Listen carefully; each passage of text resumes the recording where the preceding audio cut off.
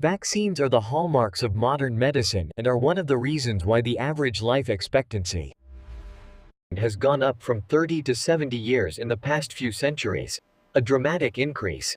It's also one of the reasons why In plunges, deadly diseases like smallpox have been completely eradicated. In fact, one of the first vaccines was developed by But how do vaccines even work? And how are they made?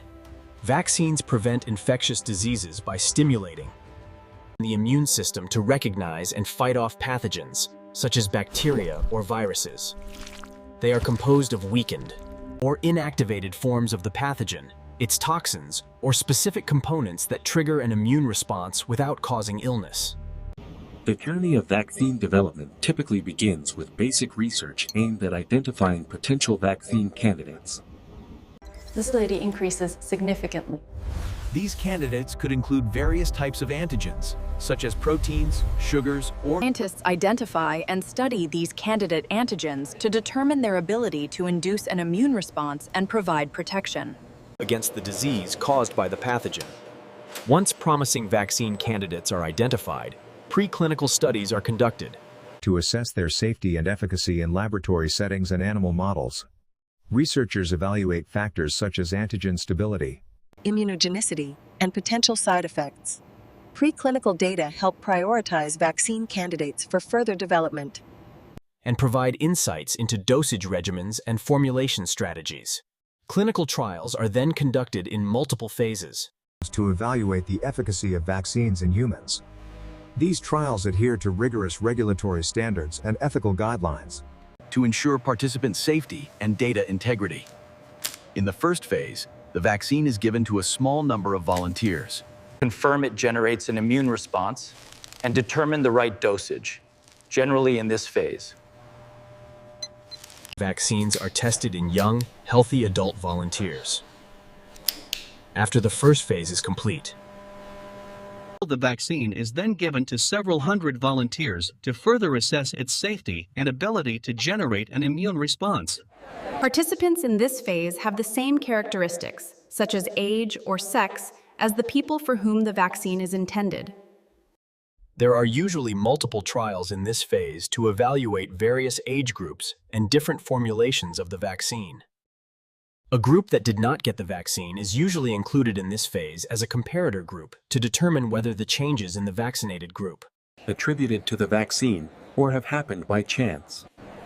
Large-scale trials are conducted after the second phase, involving thousands to tens of thousands of participants to assess efficacy, safety, and long-term effects.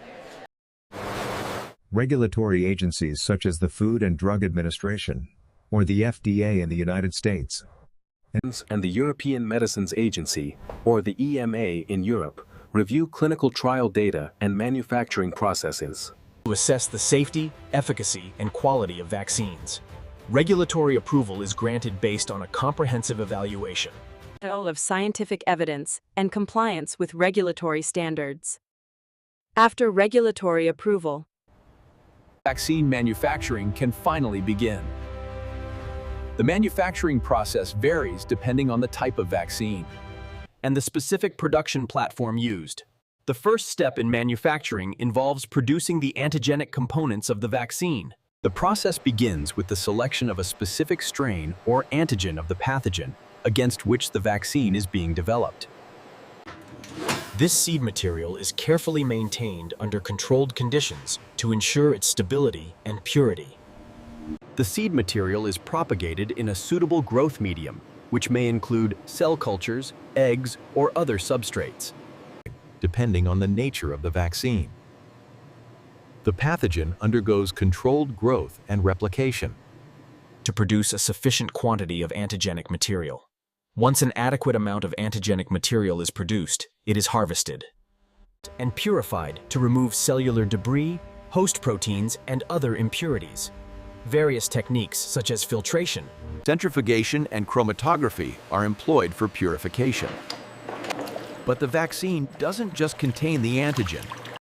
It also includes preservatives, stabilizers, surfactants, residuals, and diluents.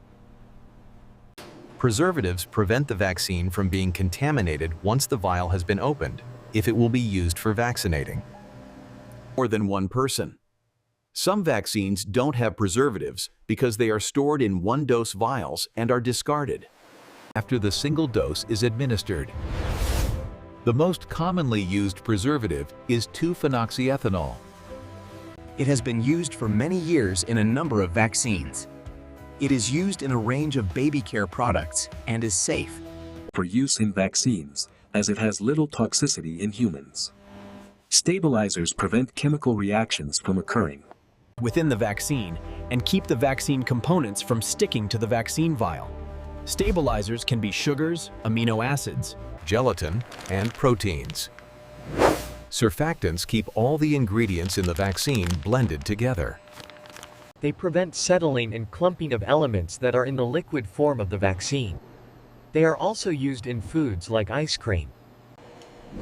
Residuals are tiny amounts of various substances used during manufacturing or production of vaccines that are not active ingredients in the completed vaccine. Substances will vary depending on the manufacturing process used and may include egg proteins, yeast, or antibiotics. Residual traces of these substances, which may be present in a vaccine, are in such small quantities that they need to be measured as parts per million or parts per billion. A diluent is a liquid used to dilute a vaccine to the correct concentration immediately prior to use. The most commonly used diluent is sterile water. Some vaccines also contain adjuvants. An adjuvant improves the immune response to the vaccine, sometimes by keeping the vaccine at the injection site for a little longer or by stimulating local immune cells. The adjuvant may be a tiny amount of aluminium salts, like aluminium phosphate, aluminium hydroxide, or potassium aluminium sulfate. Aluminium has been shown not to cause any long-term health problems, and humans ingest aluminium regularly through eating and drinking. The vaccine formulation undergoes further filtration and purification processes to remove impurities, contaminants, and unwanted components, while retaining the desired antigenic properties. The purified vaccine bulk is then filled into vials, syringes, or other delivery devices under sterile conditions. The filled containers are sealed and labeled for distribution. Throughout the manufacturing process, rigorous quality control measures are implemented to ensure product safety, purity, potency, and consistency. Analytical testing, in-process monitoring, and batch release testing are conducted to verify compliance with regulatory standards, to protect both the purity of the vaccine and the safety of the workers who make and package the vaccine. Conditions of laboratory cleanliness are observed throughout the procedure. All transfers of virus and media are conducted under sterile conditions, and all instruments used are sterilized in an autoclave. A machine that kills organisms by heat. Workers performing the procedures wear protective clothing, which includes disposable Tyvek gowns, gloves, booties, hairnets, and face masks. The manufacturing rooms themselves are specially air-conditioned so that there is a minimal number of particles in the air. Once vaccines are manufactured and quality control checks are completed, they are packaged into primary and secondary packaging materials suitable for storage, transportation, and administration. Cold chain management is crucial to maintain vaccine potency during storage and distribution. Vaccines are shipped to distribution centers, healthcare facilities, and vaccination sites following established protocols to ensure timely delivery and optimal storage conditions. Vaccination campaigns are organized by public health authorities and healthcare providers to administer vaccines to target populations. Strategies may include routine immunization schedules, mass vaccination events, outreach programs, and targeted interventions based on disease epidemiology and risk factors. Post-marketing surveillance systems are established to monitor vaccine safety, effectiveness, and adverse events following immunization. All right, let's see your form. And we'll need your health card and photo ID, please. Here is everything.